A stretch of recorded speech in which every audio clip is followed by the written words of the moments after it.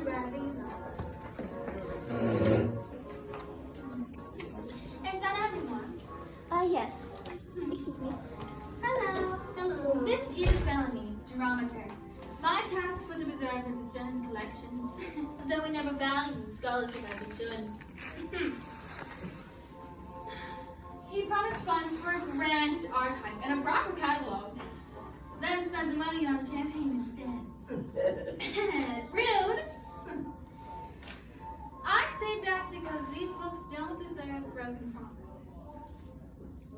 That evening, I was cataloging the East Wing. Gloves on, pencils sharpened, accession numbers 548 through 563. A new crate of folios had arrived. Travelogues, a new weapon, and an atlas whose spine was perilously loose. There was a storm that night. The storm had rattled the windows. It made the night so The mountain clock clicked toward 10, which sent him in his time. I scarcely heard a thing until a scream. Some say I was near the body, but I was not. However, I did see Mr. Aldous Crane hurry out from the main library doors a few minutes prior. Head down, lapel smoothed, smear of ash on his cuff. He avoided my eyes, though ashamed. Are you okay? For a man of his stature, it seemed uncharacteristic. There were other oddities. The brass letter opener sheath on Mrs. Sturm's desk stood empty. The green marble paperweight I'd used earlier to blend the actress mat, no longer where I left it. And the con catalog drawer marked S, darling, was left ajar. I am meticulous. I do not leave drawers gaping. Stranger still, Miss Langley swears she saw me leave early, but I had not. Perhaps she saw someone in a similar dress, or perhaps she wishes to place suspicion elsewhere. Investigators, tread carefully, for in this theater, every story is curated, and some have missing pages. So long. Good luck on your journey.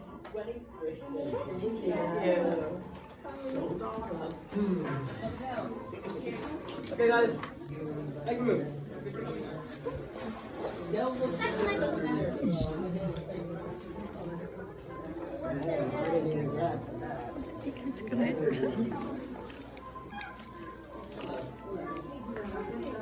So I'd like to take your hands while we go up this.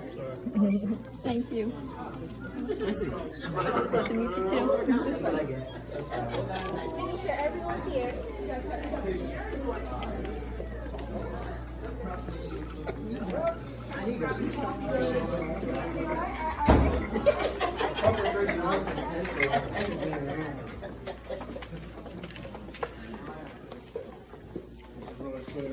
don't know if you guys heard me, but please do not step on the dance floor. No, please don't step on it. Shoes off area. Shoes off area? She got shoes on. Hi. I'm Eleanor Sterling. Reginald's Mrs. Sterling. widow. Our marriage was, well, what do you call it? Strained? Yes. Strained like an old girdle. We lived together, put apart. I don't miss his scoldings, but heavens, I'd never wish him dead. That would be bad manners. I told the detective I was entertaining guests on the terrace. I was out there with my guest, of course. Well, maybe not my guest. Maybe just a few of us huddled under the little awning thing with brandy, of course. The storm was dreadful. Wind in my hair, rain on my dress, I remember saying, how romantic. But then someone said the doors were bolted. Maybe they were. I don't know. An usher fiddled with the latch, I think. Or was it the groundskeeper? I don't know. I do recall someone doing something with their handle, of course. I remember clearly. Very, very clearly. Still, Reginald had very dangerous friends. Or enemies, really. That Morella fellow? People call him the Butcher. Isn't that ghastly? I heard him tell Reginald once, pay up or else. My goodness. I nearly dropped my glass. Still. If you have a motive, look right at him. Anyways, Detective Doyle, or whatever her name is, keeps on pressing me, asking if I was really on the terrace. I was out there with my brandy and my guest. Well, maybe not my guest. Maybe just my maid. Or, was it Mrs. Langley? It all blurs together in a storm. Anyways, all these contradictions, or whatever you call them, are all so confusing. You're the clever one. I'll leave it to you. I just want to go home and change my shoes. All right, gumshoes, mine's moving. Next. I need another card.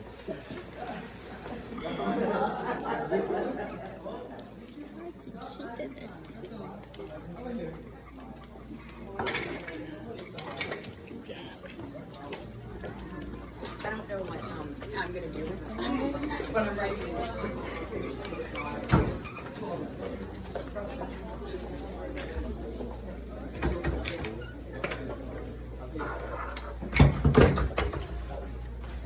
Everyone? Matt. Matt, is that everyone? Yes. Okay, thank you. Investigators, allow me to introduce myself. Alfred Kent, butler to the Sterling household for 3 long decades, and house manager of the Majestic. I know every creak in this building, every shadow in its halls, and that, I suspect, is why some of you believe I could slip in and out unseen. When Mr. Sterling drew his last breath, I was in the stage storage area, polishing the cellos. Stormy nights tarnish the finish, and I can't abide dullness. Young Robert, the scullery boy, saw me there. He could tell you, though he's scatterbrained, bless him. Perhaps he misremembered the hour. Did I resent Mr. Sterling? Of course I did. 30 years of service, and what did I earn? Criticism. Just last week, he docked my pay because the champagne flutes were half an inch out of alignment. Now I don't even have enough to buy myself a new pair of shoes. Still, bitterness is not enough to drive a man to murder. Now, as for suspicion, I overheard a fierce quarrel between Mr. Sterling and Miss Vivian just hours before his death. She demanded her trust fund, and he refused. She stormed out, red-eyed. She claims to have been in the dressing room, but who can really prove for how long she stayed? Still, something unsettles me. While polishing, I heard heavy footsteps. Not a lady's heel, but a man's stride. Could have been Mr. Morello, the so-called businessman, or even Mr. Crane, who prowls these halls like a cat. I cannot say for certain. But whoever it was, they knew exactly where they were going. I do believe that's all the time you have with me. Okay, you guys can just follow me.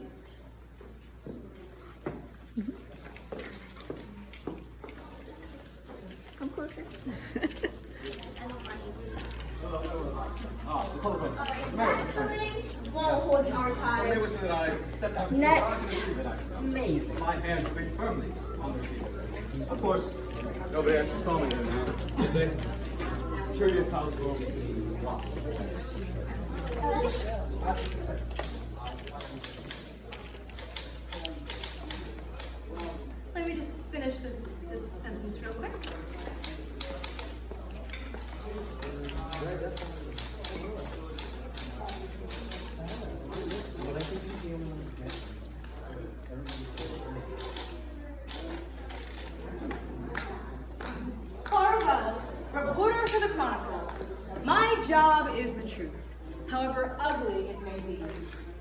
Mr. Sterling never did take kindly to my questions, especially the ones about his art collection.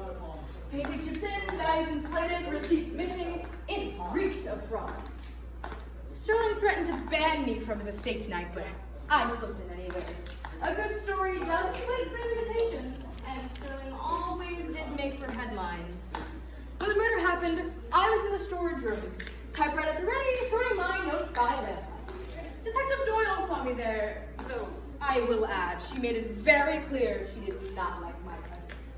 In fact, she asked more questions about me than she did about Sterling, as if she had something to hide. Funny, don't you think? A detective who knows just how to cover her tracks. But Sterling's enemies worked in true supply. Take Aldous Crane, for instance, our slick talk and alderman. Sterling took the file as thick as a phone book on his bribes, kickbacks, stealings, and the works. If that file never saw the light of day, Crane's career would collapse overnight. Convenient, don't you think, that Sterling's voice is silenced just as election season nears? Now here's where things get interesting. Vivian Sterling. The heiress insists she was in the powder room with Miss Langley, but Langley later told me she never saw Vivian enter. Only heels clicking after herself had left. So, 2 stories, 1 powder room. So who's lying? The spoiled daughter with everything to gain, or the societal darling who thrives on a scandal? Investigators, remember this. Every guest here has a story, and every story has holes, waiting for the right questions to tear them open. Follow the inconsistencies, and that's where the truth hides. Okay, yes, can you follow me? We have 1 more before break time.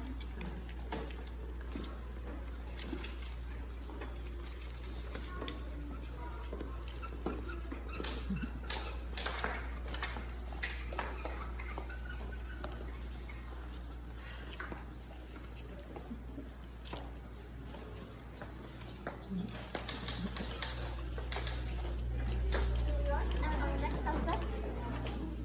Oh, that's great. I'll remove this. Fine. Steady. Nice to meet you. You too, sir. Hello. Hi. You may have read my speeches in the paper, or heard my name whispered in council chambers. I built my career on service and diplomacy, not backroom dealings, as some may have you believe. Yes, Mr. Sterling and I had our disagreements. He enjoyed running rare so-called papers that could tarnish my reputation. But, naturally, fabrications, that was his sport, to wield rumor like a cudgel. The hour of his death, I was in Sterling's office, on the telephone with the mayor's secretary. She'll vouch for me. Well, she should, at least. A storm, snogged line, sonic buzzing, and for a moment, the connection was lost. Now, some may whisper that I stepped out during this gap, but I can assure you that I did not. For my hand remained firmly on the receiver. Of course, nobody actually saw me then, now did they?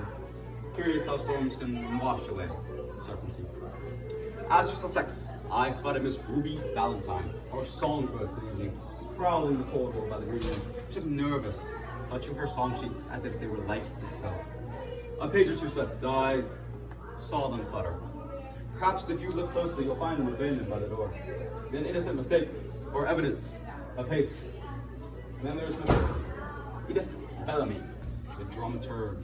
She insisted she was cataloging the books, but when I asked her which titles, she stammered. Couldn't even name a single volume. Strange, isn't it? For a woman who claims such devotion to her work. Scholars treasure memory, imposters fumble it. Investigators I urge you, look not upon respectable men serving their city, but those who slink in shadows and hide behind dusty tomes. Sterling's death was no political story. It was the act of a guilty soul, desperate to cover their tracks, and I, Aldous Crane, will seek justice done. Thank you for your time, investigators. Pleased to meet all of you. Okay, files closed. Let's head over to break.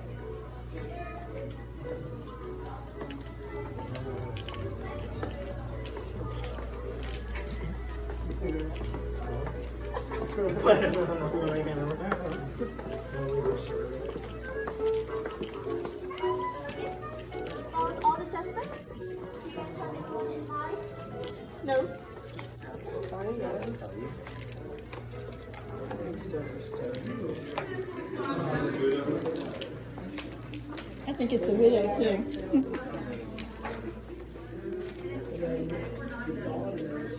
Oh, you want us to go past?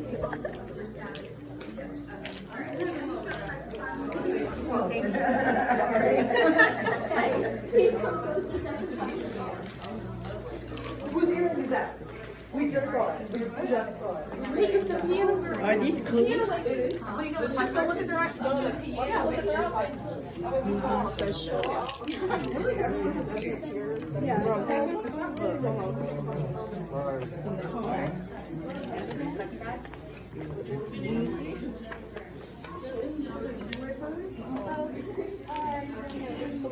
Keep moving. Excuse me. Just let me know when your binder is.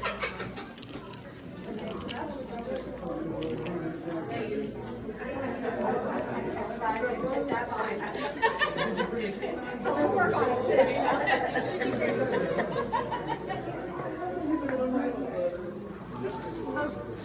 You go and ask people questions. You guys follow me first. No, we're all here. Just us and Red there.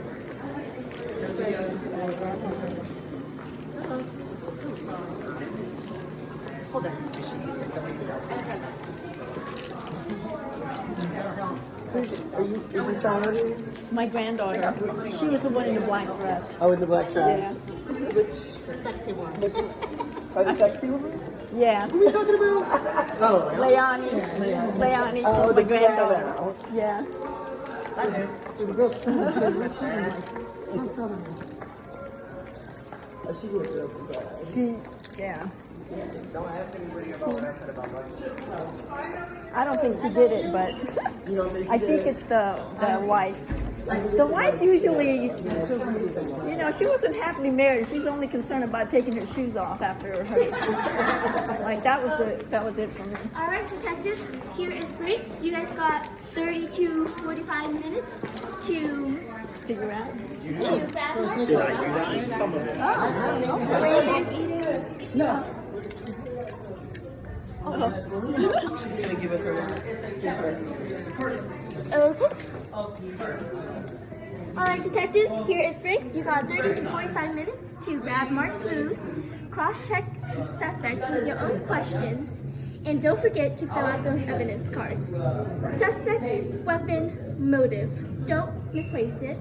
And also, can I have two groups? People that have the stamps that are eating, and then the people that aren't, doesn't have stamps. Do you guys have stamps? No stamp. No stamp. We're not eating. Yeah. Well, we didn't pay for no food.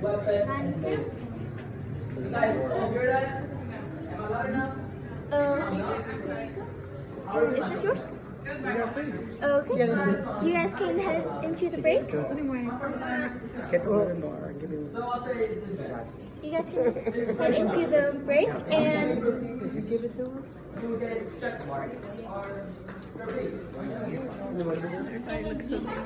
can just go now and I'm going to question the suspects. Oh, okay. All right, sounds good.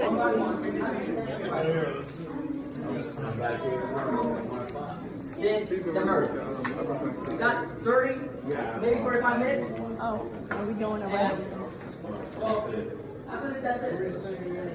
You